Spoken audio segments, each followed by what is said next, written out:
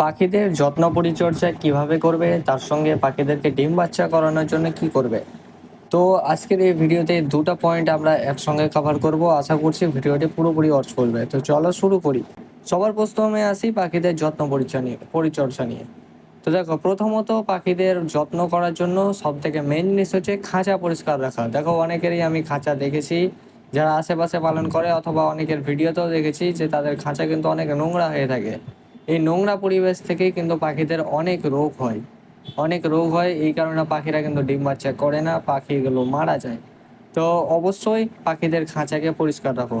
দ্বিতীয় জিনিস হচ্ছে সপ্তাহে 1 থেকে 2 দিন পাখিদেরকে গোসল করার জন্য পানি দাও। অনেকে কিন্তু খাবার পাত্র যে ছোটগুলো পাওয়া যায় সেগুলোর মধ্যে কিন্তু পাখিকে পানি দিয়ে থাকে, কিন্তু তারা কিন্তু গোসল করার জন্য পাখিকে পানি দেয় না। এই জন্য কিন্তু পাখি গোসল করতে পায় না। তো পাখিদেরকে গোসল করার জন্য একটু বড় পাত্রে পানি দাও। আর পাখি যদি গোসল করতে না চায় তাহলে তার মধ্যে ঘাস বা কিছু শাক পাতা পাখি পানিটার মধ্যে ডুবিয়ে দাও।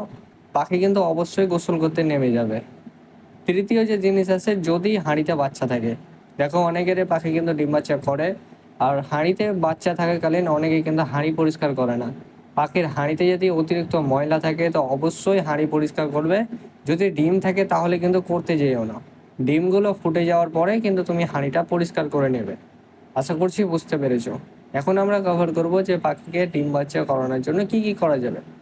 সবার প্রথমে একটাই কথা, যে পাখির বয়সটা অবশ্যই থাকা দরকার। দ্বিতীয়ত হচ্ছে পাখির জন্য একটু ভালো খাবার দাবার।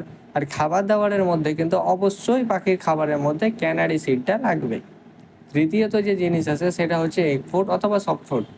দেখো, আমি অনেক সব ভিডিওতেই বলে থাকি যে পাখির ডিম বাচ্চা করানোর জন্য সব থেকে মেন জিনিস হচ্ছে এগ ফুড আর সফট ফুড।